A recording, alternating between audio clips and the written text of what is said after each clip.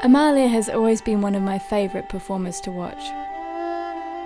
Her musicality, natural grace and technical proficiency make her an absolute dream to work with, and I'm excited at the thought of making a concerto just for her.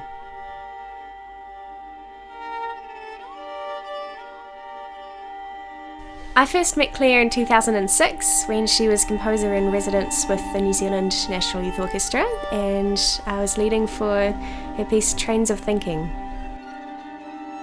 In 2014, I was really thrilled to be able to play the Four Seasons Recomposed with the Blackbird Ensemble, and it was absolutely totally different to any other performance I've had in my life. It really evoked a sense of magic in both the performers and the audiences alike.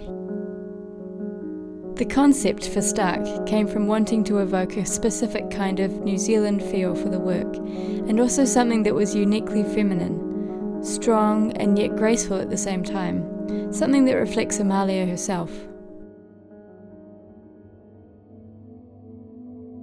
The word stark contrast kept coming up in our conversations as we looked at photos of the West Coast, the sort of photographs that we think about when we think of home.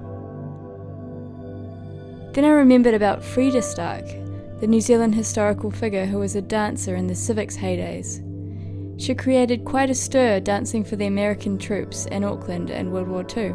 I thought that her energy and her life story would provide some musical inspiration for the work.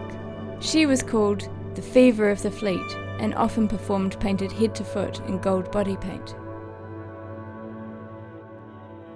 This is my chance to give Amalia her very own concerto for her pocket. A little piece of New Zealand as she embarks on her professional career, travelling and performing throughout the world. It's also a chance for me to push my limits as a composer. It's the biggest piece for orchestra I've created and the first concerto.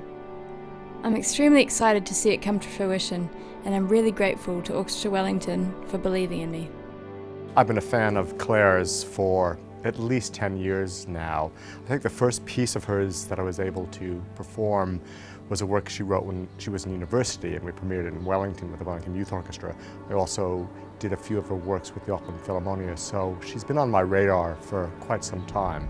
So it's been an absolute delight for me to have her as our composer in residence, and I'm incredibly excited about the prospect of her writing a violin concerto for us and for Amalia Hall.